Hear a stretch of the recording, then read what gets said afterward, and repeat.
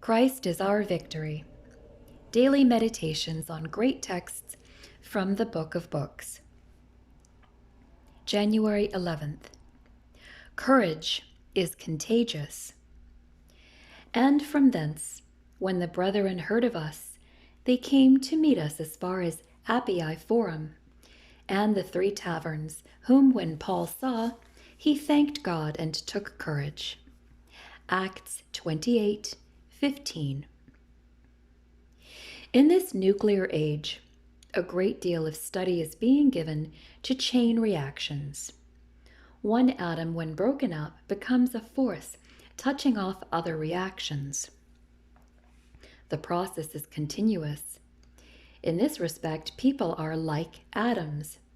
Every individual has a radioactive personality. Each one influences every life he touches. What kind of chain reaction do you set in motion? During Napoleon's second campaign in Italy, his future depended upon the success of a strategic battle. Toward evening, his army was fleeing in defeat. All hope seemed lost when Desaix, one of the generals, rode up from the rear, shouting, "Turn, boys, turn! We're going back." The army followed him to victory. The courage of this one man changed the course of history. The Advent movement, from its early beginning, has been favored with leaders who were courageous and cheerful under forbidding circumstances.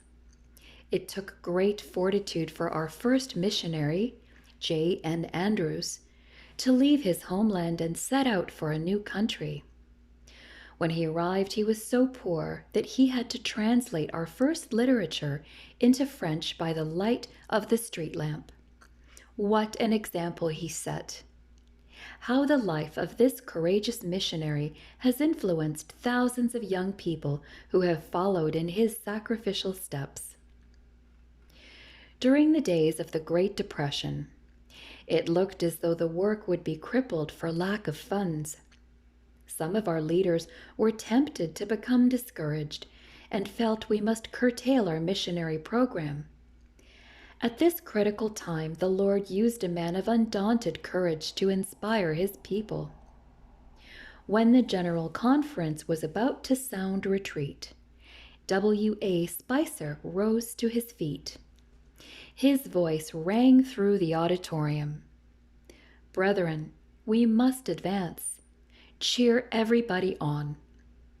That note of courage set fire in the hearts of young and old. Instead of retreating or merely holding our own, we marched forward.